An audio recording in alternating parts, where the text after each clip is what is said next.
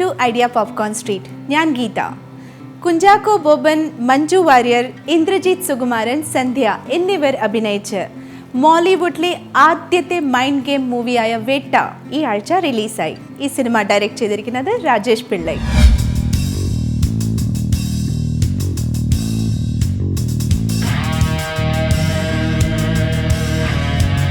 ഒരു strict city police കമ്മീഷണറായ Sreebala IPS sub ഇൻസ്പെക്ടറായ തൻ്റെ അച്ഛനെയാണ് റോൾ മോഡലായി കരുതുന്നത്.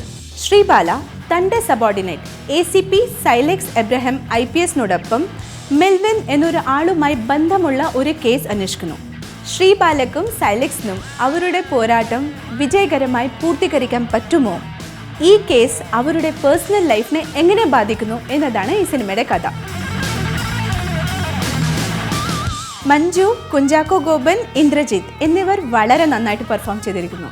മറ്റ് ക്യാരക്ടേഴ്സിൽ അഭിനയിച്ച കാതൽ സന്ധ്യ, ബേബി അക്ഷര, പ്രേം പ്രകാശ്, കോട്ടയം നസീർ എന്നിവരും വളരെ നന്നായി പെർഫോം ചെയ്തിരിക്കുന്നു. സ്ക്രീൻ പ്ലേ, ഡയലോഗ്സ് വളരെ നന്നായിട്ട് എഴുതിയിട്ടുണ്ട്. സിനിമയുടെ ഫസ്റ്റ് ഹാഫ് ഗ്രിപ്പിംഗ് ആണ്, എന്നാൽ സെക്കൻഡ് ഹാഫ് കുറച്ച് സ്ലോ ആണ്. സിനിമാറ്റോഗ്രാഫിയും ബാക്ക്ഗ്രൗണ്ട് സ്കോറും വളരെ നന്നായിട്ട് ചെയ്തിട്ടുണ്ട്. സിനിമയുടെ സെക്കൻഡ് ഹാഫിൽ എഡിറ്റിംഗ് കുറച്ചും കൂടി നന്നാക്കാമായിരുന്നു. ഓവറോൾ ഈ സിനിമ ഒരു വൺ ടൈം വാച്ചാണ്. ഞങ്ങൾ ഈ സിനിമക്ക് 5-ൽ 3 പോപ്കോൺ കൊടുക്കും.